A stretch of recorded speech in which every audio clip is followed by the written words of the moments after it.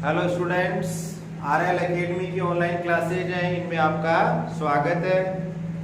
भूगोल में हमने एक चैप्टर स्टार्ट कर रखा है मानव संसाधन, और इस चैप्टर से रिलेटेड हमने पार्ट फर्स्ट और पार्ट सेकंड है वो पढ़ लिया है।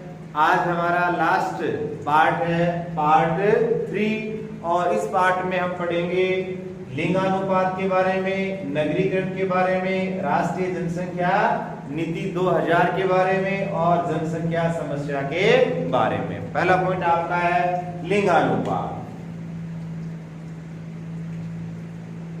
लिंगानुपात, लिंग जोड़ अनुपात। समाज में स्त्री और पुरुष का जो अनुपात है उसे लिंगानुपात कहते हैं। ठीक है, महिलाओं की संख्या और पुरुषों की संख्याओं का जो अनुपात है उसे हम क्या बोलेंगे? लिंगानुपात। आपको ध्यान में रखना है तो लिंगानुपात की परिभाषा, जैसे हमने सभी जो पॉइंट्स हमारे इस चैप्टर में पढ़े। पहला हमने पढ़ा था जनसंख्या। किसे कहते हैं जनसंख्या? किसी निश्चित स्थान पर निश्चित समय में रहने वाले लोगों की कुल संख्या को जनसंख्या कहते हैं। जनसंख्या घनत्व, प्रति 1 वर्ग किलोमीटर क्षेत्र में रहने वाले लोगों की कुल संख्या को जनसंख्या घनत्व कहते हैं। जनसंख्या वृद्धि, किसी निश्चित स्थान पर निश्चित समय में रहने वाले लोगों की कुल संख्या में होने वाली वृद्धि को जनसंख्या वृद्धि कहते हैं। प्रवास, जनसंख्या का एक स्थान से दूसरे स्थान पर गमन या चले जाना क्या कहलाता है? प्रवास। एक पढ़ा हमने साक्षर व्यक्ति की परिभाषा। 2011 की जनगणना के अनुसार वह व्यक्ति जिसकी आयु क्या है? 7 वर्ष या 7 वर्ष से अधिक है, वो किसी भी भाषा को समझकर पढ़ सकता है और लिख सकता है, उसे हम क्या बोलते हैं? साक्षर। यानी हर पॉइंट की हमने क्या देखी है? परिभाषा। तो लिंग अनुपात की परिभाषा क्या होगी? ध्यान रखना, प्रति 1000 पुरुषों पर महिलाओं की संख्या को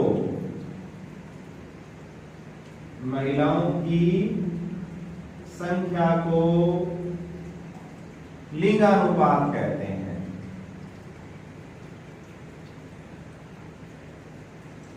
लिंगानुपात किसे कहते हैं? प्रति 1000 पुरुषों पर महिलाओं की संख्या को लिंगानुपात कहते हैं।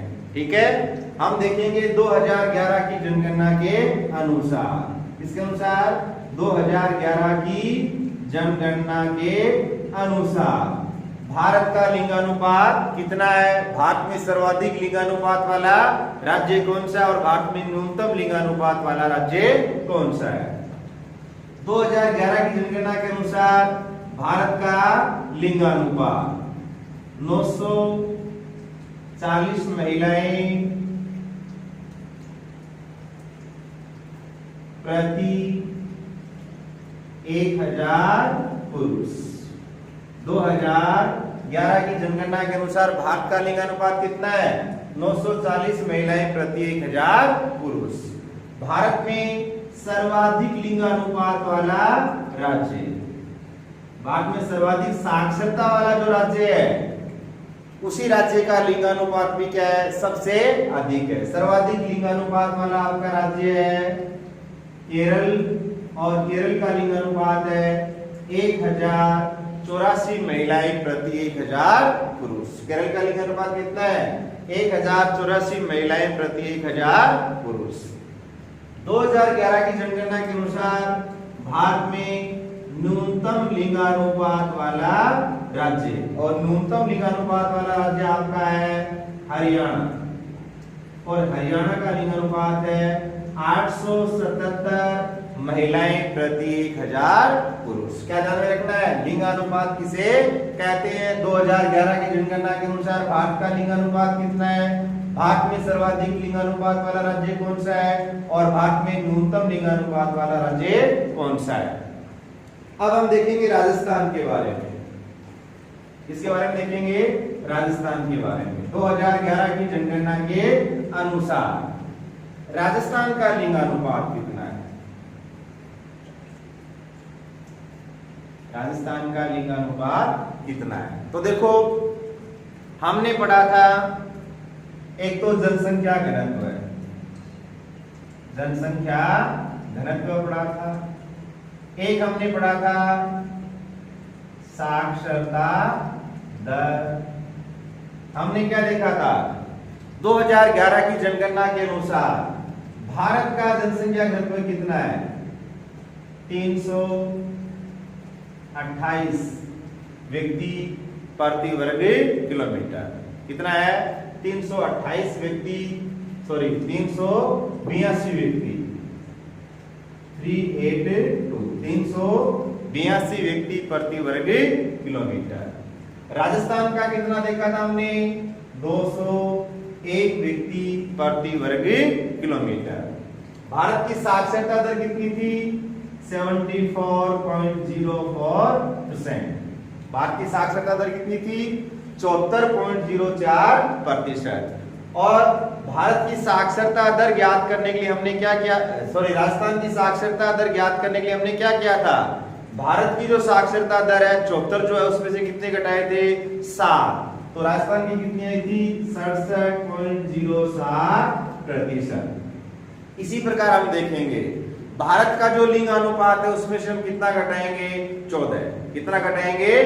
14। और भारत का लिंग अनुपात कितना है? 940। इसमें से कितना घटा दो? 14। किसका लिंग अनुपात आ जाएगा? राजस्थान का। 2011 की जनगणना के अनुसार राजस्थान का लिंग अनुपात कितना है? 926 महिलाएं प्रति 1000 पुरुष। यानी भारत की जो साक्षरता दर उसमें से कितना घटा देंगे? 7। तो राजस्थान की साक्षरता दर आ जाएगी। भारत के लिंगानुपात में कितना घटा देंगे? 14। तो किसका लिंगानुपात आ जाएगा? राजस्थान का। राजस्थान में सर्वाधिक लिंगानुपात वाला जो जिला है वो आपका है डूंगरपुर, और न्यूनतम लिंगानुपात वाला जो जिला वो आपका है धौलपुर। न्यूनतम लिंगानुपात वाला जिला कौन सा है? धौलपुर। ठीक है। लिंगानुपात के बारे में नेक्स्ट पॉइंट जो आपको ध्यान में रखना है कि भारत में जो लिंगानुपात है वो पुरुषों के पक्ष में क्यों है? यानी महिलाओं की संख्या क्या है? कम है और पुरुषों की संख्या ज्यादा है। इसके लिए उत्तरदायी सबसे महत्वपूर्ण कारण क्या है? कन्या भ्रूण हत्या। अगर आपसे पूछा जाए कि हमारे देश में लिंग अनुपात में कमी आने का प्रमुख कारण क्या है, तो उत्तर क्या लिखेंगे? कन्या भ्रूण हत्या। यानी लिंग परीक्षण करके गर्भ में ही बच्ची को क्या है? मार दिया जाता है, बालिका को मार दिया जाता है। अगर आपसे पूछा जाए कि भारत में लिंग अनुपात में वृद्धि करने के लिए आप क्या सुझाव देंगे? कोई 2 सुझाव दीजिए। तो कोई भी हमारी सामाजिक समस्या है उसको केवल नियम बनाने से या कानून बनाने से समाप्त नहीं किया जा सकता है। जब तक पूरा समाज चेतना के साथ, जागृति के साथ उस समस्या को समाप्त करने के लिए कर्मठ ना हो, तो कोई भी समस्या है उसको दूर करने के लिए क्या सुझाव दिया जा सकता है? सामाजिक चेतना। यानी समाज में हम क्या है? बालक और बालिका में भेदभाव न करें। शिक्षा का प्रसार करके, शिक्षा का प्रसार करके भी हम लिंगानुपात में जो कमी आ रही है उसको कम कर सकते हैं। लैंगिक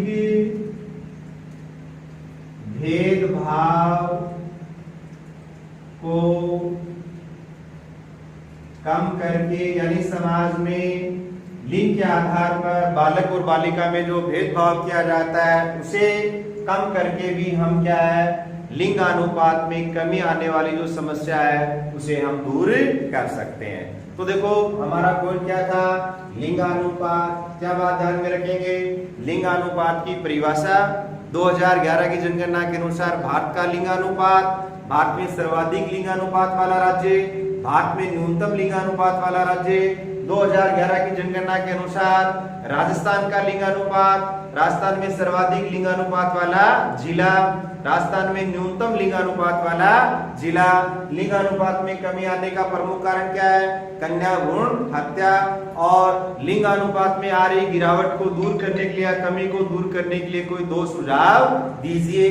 तो हम क्या सुझाव दे सकते हैं? समाज में जन जागृति लाकर या चेतना लाकर लैंगिक भेदभाव को कम करके, शिक्षा का प्रचार प्रसार करके लिंगानुपात में जो कमी आ रही है उसे दूर किया जा सकता है। नेक्स्ट पॉइंट हमारा आएगा नगरीकरण या शहरीकरण। नेक्स्ट पॉइंट आपका क्या है?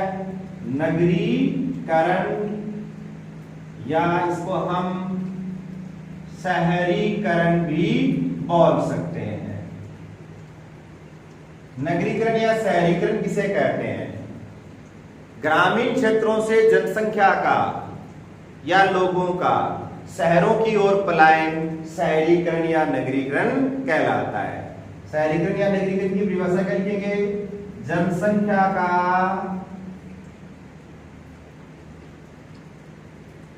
ग्रामीण क्षेत्रों से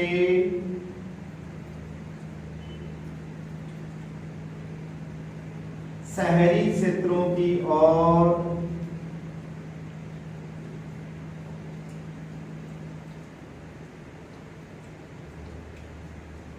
पलायन नगरीकरण या शहरीकरण कहलाता है। यानी गांव से जनसंख्या कहां मूव कर रही है, कहां प्रस्थान कर रही है? शहरों की ओर कर रही है, तो उसे हम क्या बोलेंगे? शहरीकरण। और हमें क्वेश्चन पूछ लिया जाए कि शहरीकरण के लिए उत्तरदायी कोई 2 कारण लिखो, या हमें क्वेश्चन पूछ लिया जाए कि क्या कारण है कि ग्रामीण जनसंख्या धीरे धीरे कम हो रही है और शहरी जनसंख्या है वो बढ़ रही है। यानी लोग गांवों से शहरों की ओर क्यों जा रहे हैं, पलायन क्यों कर रहे हैं, प्रवास क्यों कर रहे हैं? तो आपको ध्यान में रखना है, कौन तो आप लिखना रोजगार। भारत क्या है? एक कृषि प्रधान देश है। भारत की अधिकांश जनसंख्या वो कहाँ रहती है? गाँव में। और ग्रामीण जनसंख्या वो किस पर निर्भर करती है? कृषि पर। और कृषि आपको पता है मानसून का जुआ है, और कृषि में बहुत से प्रकार की बेरोजगारियां पाई जाती है। यानी ग्रामीण क्षेत्र में लोगों के लिए रोजगार के अवसर क्या है? कम है।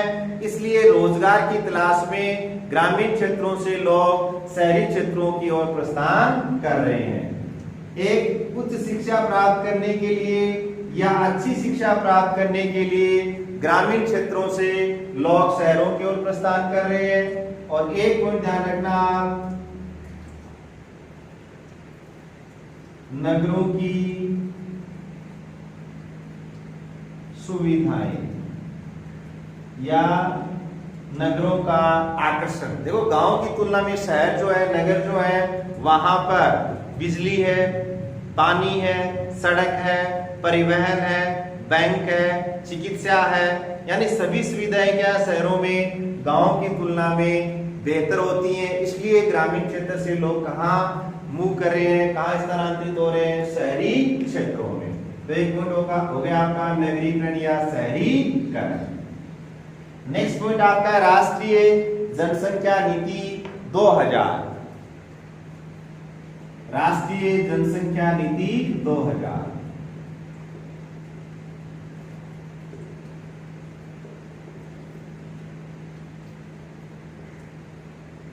देखो केंद्र सरकार के द्वारा 2000 में नेशनल पॉपुलेशन पॉलिसी या राष्ट्रीय जनसंख्या नीति बनाई गई थी।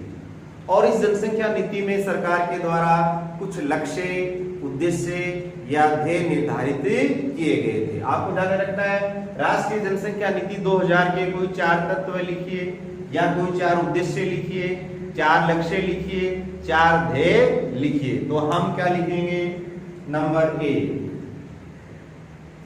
14 वर्ष तक की आयु के बच्चों को निःशुल्क शिक्षा प्रदान करना। राष्ट्रीय या केंद्रीय जनसंख्या नीति 2000 है। इसका पहला लक्ष्य क्या है? 14 वर्ष तक की आयु के सभी बच्चों को, ठीक है, कि सभी बच्चों को निःशुल्क शिक्षा प्रदान करना। आपने पढ़ा होगा RTI act, right to education. और इस प्रावधान के तहत 14 वर्ष तक की आयु के सभी बच्चों को निःशुल्क एवं अनिवार्य शिक्षा प्रदान करने का प्रावधान किया गया है। दूसरा पॉइंट, शिशु मृत्यु दर को 30 प्रति 1000 को 30 तक कम करना। शिशु मृत्यु दर का मतलब क्या है? प्रति 1000 व्यक्तियों पर जो बच्चे जन्म लेते हैं उनमें से मरने वाले बच्चों की संख्या को हम क्या बोलेंगे? शिशु मृत्यु दर। और इस जनसंख्या नीति में उद्देश्य रखा गया कि शिशु मृत्यु दर को है प्रति 1000 तक, प्रति 1000 पर 30 तक कम करना। यानी 1000 व्यक्तियों पर मरने वाले जो शिशु है उनकी संख्या क्या होनी चाहिए? 30 तक होनी चाहिए, इससे अधिक नहीं होनी चाहिए। तो शिशु मृत्यु दर को 30 प्रति 1000 तक कम करना। व्यापक स्तर पर बच्चों को बीमारियों से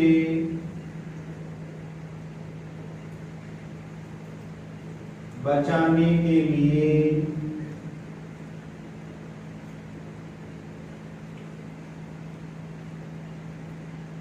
टीकाकरण करना। देखो, एक नाम सुना होगा आपने, रोग प्रतिरोधक क्षमता। हमारे शरीर में रोगों से लड़ने की जो क्षमता पाई जाती है उसे हम रोग प्रतिरोधक क्षमता कहते हैं। और रोग प्रतिरोधक क्षमताएं 2 प्रकार की होती है, जन्मजात प्रतिरक्षा और अर्जित प्रतिरक्षा, या बाह्य कारकों से जो भी हम प्रतिरक्षा प्राप्त करते हैं उसे हम अर्जित प्रतिरक्षा कहते हैं। और उसका एक तरीका है टीकाकरण, यानी जो भी बीमारियां होती हैं उन बीमारियों के पहले क्या लगा दो, बच्चों को टीके लगवा दो, वैक्सीन पिला दो, ताकि वो बीमारी आगे जाकर उस बच्चे में न पैदा हो या न हो। अभी देखो, जैसे एक बहुत बड़ी महामारी फैल रही है, आपको पता है, व्यापक स्तर पर, विश्व लेवल पर, कोरोना। अगर इसका टीका उपलब्ध हो जाएगा, वैक्सीन उपलब्ध हो जाएगी, तो ये वैक्सीन क्या है, सभी को उपलब्ध करवाई जाए ताकि क्या है, इस बीमारी से बचा जाए। और चौथा आपका पॉइंट है समाज में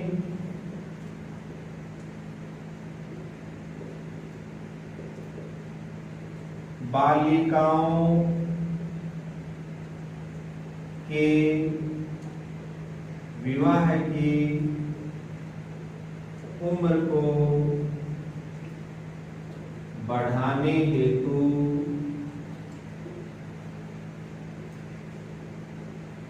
प्रोत्साहित करना।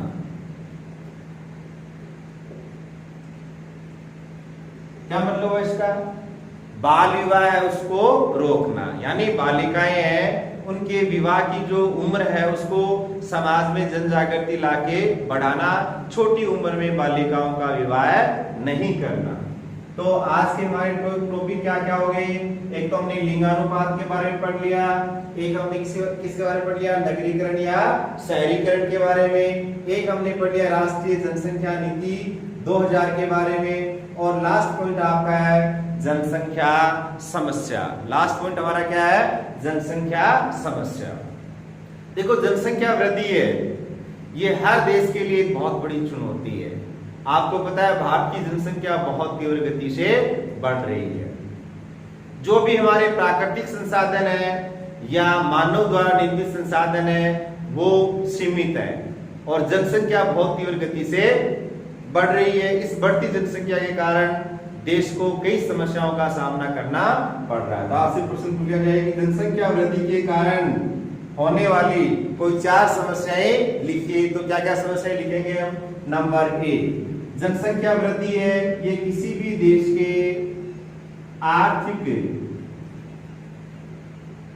विकास या आर्थिक वृद्धि बाधक है। कोई भी देश अपना आर्थिक विकास कर रहा है, उसके मार्ग में जनसंख्या वृद्धि क्या है, एक महत्वपूर्ण चुनौती है या समस्या है। जनसंख्या वृद्धि के कारण लोगों के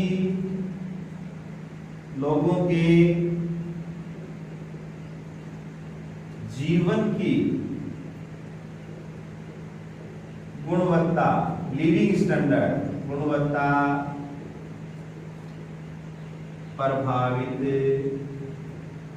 होती है। तो देखो, जनसंख्या जब बढ़ेगी तो लोगों को अपनी जो आवश्यकता की वस्तुएं हैं उनको प्राप्त करने के लिए बहुत अधिक पैसा खर्च करना पड़ता है, बहुत अधिक परेशानियां उठानी पड़ती है, जिससे उनके जीवन की गुणवत्ता है वो क्या होती है, प्रभावित होती है। और तीसरा पॉइंट है, जनसंख्या वृद्धि के कारण जो हमारी मूलभूत आवश्यकताएं हैं या जो हमारे जीवन की न्यूनतम आवश्यकताएं हैं, जैसे भोजन, वस्त्र, आवास, शिक्षा, स्वास्थ्य, ये जो हमारी बेसिक रिक्वायरमेंट्स है इनकी भी कमी उत्पन्न हो जाती है या इन पर भी अत्यधिक दबाव उत्पन्न हो जाता है। ठीक है। और लास्ट पॉइंट याद रखना, जनसंख्या वृद्धि के कारण गरीबी और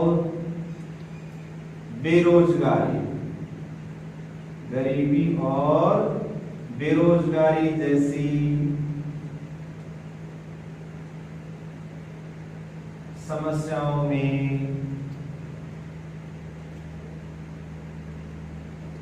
वृद्धि होती है।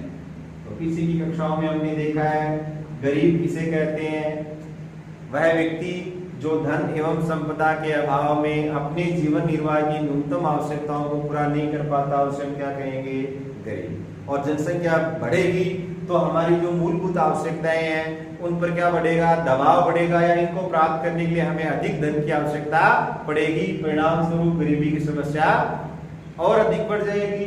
बेरोजगारी, वह व्यक्ति जो कार्य करने में सक्षम है, कार्य करने का इच्छुक है, लेकिन उसे कार्य करने का अवसर प्राप्त नहीं होता है, तो उसे हम बेरोजगार कहते हैं। और ऐसी समस्या को क्या कहेंगे, बेरोजगारी। तो जनसंख्या वृद्धि के कारण गरीबी और बेरोजगारी जैसी समस्याओं में वृद्धि होती है। तो आज हमने पढ़ा एक तो लिंगानुपात के बारे में, एक आपका पॉइंट आया था नगरीकरण या शहरीकरण, एक पॉइंट हमने देखा है राष्ट्रीय जनसंख्या नीति 2000, और लास्ट पॉइंट हमने पढ़ा है जनसंख्या वृद्धि के कारण कौन कौन सी समस्याएं उत्पन्न हो सकती हैं। Okay, best of luck.